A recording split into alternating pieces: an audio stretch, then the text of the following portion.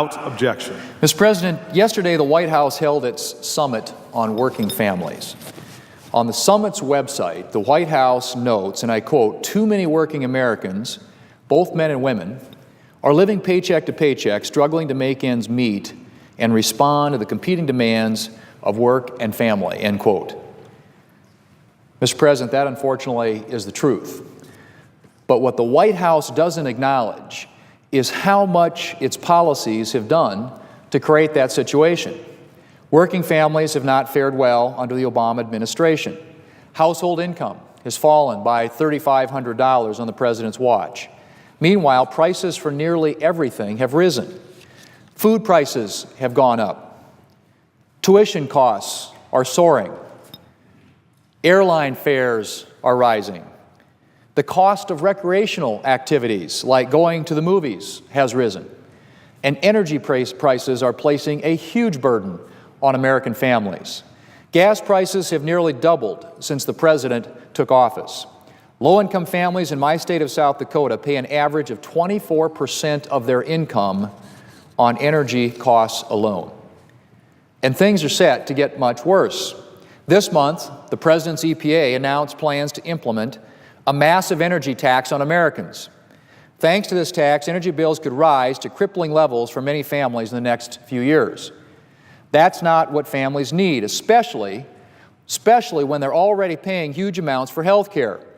Mr. President, Obamacare was supposed to make things better for American families. The President assured the American people that his health care law would reduce premiums by $2,500. But since Obamacare's passed, not only have premiums not fallen, they've actually risen, gone up by $2,500. Millions of Americans were forced off the health plans that they were promised they could keep and into exchange plans that frequently cost more money and offer less. Too many American families now have exchange plans with massive deductibles, some as high as $12,000 or more. Mr. President, what middle-class family can afford to pay $12,000 a year for medical care? $12,000 on top of their premiums. That's like having an additional mortgage payment every single month. It's no wonder that 54% of Americans don't think the President is able to lead the country and get the job done, according to a recent Wall Street Journal NBC News poll.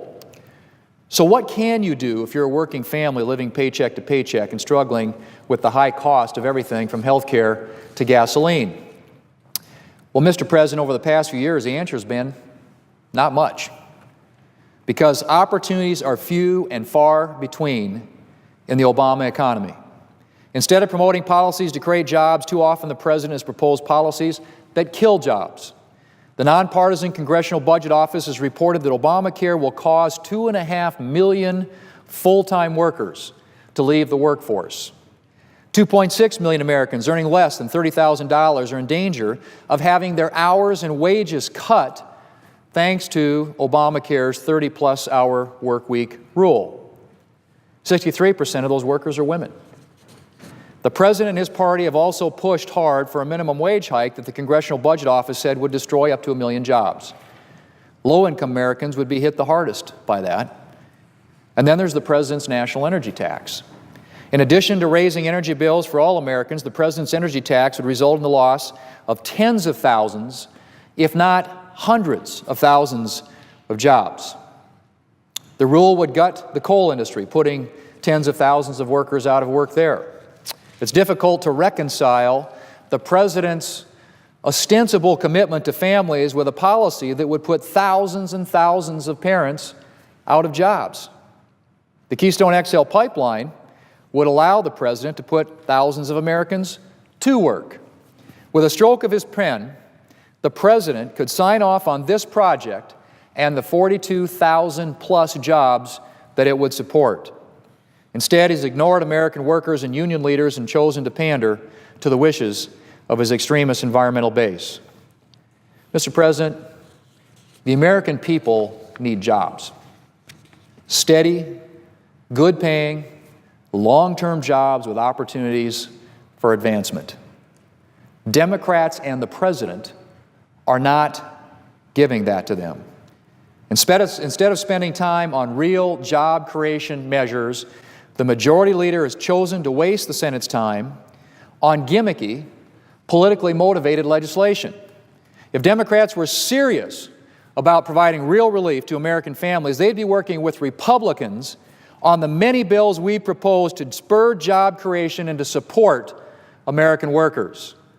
Bills like Senator Collins' 40 Hours is Full-Time Act, which would repeal the Obamacare 30-hour work week rule, which is resulting in lower wages and fewer hours for American workers. Or Senator Fisher's Workplace Advancement Amendment, which would further equip women with the tools and knowledge that they need to fight discrimination in the workplace. And Senator Rubio's RAISE Act, which would amend the National Labor Relations Act to allow employers to give merit-based pay increases to individual employees, even if those increases are not part of a collective bargaining agreement.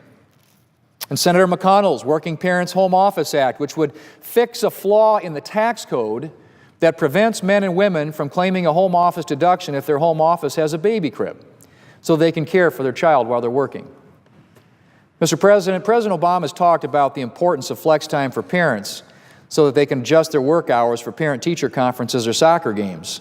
Well, Senator Lee has a bill that would help workers handle the constant challenge of work-life balance by allowing private sector employers to offer all individuals who work overtime a choice between a monetary compensation and between comp time. Unfortunately, like so many other Republican bills, the Lee Working Families Flexibility Act is buried in the Majority Leader's Senate graveyard. Traditionally thought of as a place where bills go to be debated, the United States has instead become the place where bills go to die. But if it's not just bills that go to die here, it's the solutions to improve the lives of millions of Americans. In addition to the many Senate Republican jobs bills that the Majority Leader has prevented from seeing the light of day, there are dozens, literally dozens, of House-passed jobs bills, several of them bipartisan, that the Majority Leader refuses to bring up. Mr. President, the Senate historically has been a place where the voices of all senators, Republican and Democrat, majority and minority, have been heard. But lately, the Senate seems to have become nothing so much as an arm of the Democrats' campaign committee. Democrats have brought up bills designed to win votes, not to solve problems. And the Democrat leadership has worked hard to protect its vulnerable members from ever having to take challenging votes. They don't want Democrats in tough campaigns to have to choose between the American people and the Democrat Party's far-left political base. One of Congress's most basic duties is to consider appropriations, yet over the past 2 weeks, the Majority Leader has pulled not one, but 2 appropriation bills from committee consideration because he didn't want his members to have to take votes on Obamacare or on the President's national energy tax. Mr. President, that's wrong. We're here to take tough votes. If you want to have to take hard votes, don't run for the United States Senate. I mean, there's a lot of stuff that amendments get offered by our colleagues on the other side that I don't like to vote on either. But that's what we're here for. We're here to debate. We're here to take votes. We're here to offer amendments, to put legislation on the floor. All of us have different ideas. I may not agree with some of the things that are offered up by my colleagues on the other side. But the fact of the matter is they have a right, on behalf of the constituents that they represent, to bring the issues to the floor that are important to their constituents, and for us to debate them, and for us to vote on them. In fact, the Majority Leader has exerted such tight control over the Senate that over the past year has not only blocked almost all Republican amendments, he's blocked almost all of his party's amendments as well. Since July of 2013, almost a year ago, the Majority Leader has allowed votes on just 9 Republican amendments and just 7 Democrat amendments out of 1,500 amendments that have been filed here on the floor of the Senate.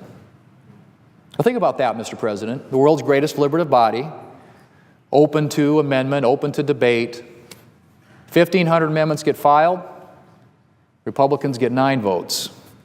I mean, I understand the whole idea that if political motivation of the leader to try and protect his members from having to take tough votes, but how will you, as a majority member, How do the Democrats here in the United States Senate go back to their constituents at home and say, it's advantageous for us to be in the majority here in Washington when you've only had votes on 7 amendments? Now think about that. How do you, with a straight face, go back to your constituents and say being in the majority matters in the United States Senate when Democrats here are only getting, in the last year, 7 amendments voted on? It's outrageous. One a month. About one amendment a month is what we're voting on here, roughly. Mr. President, senators were elected to speak for the people of their state and to make sure that their concerns are represented in the Senate.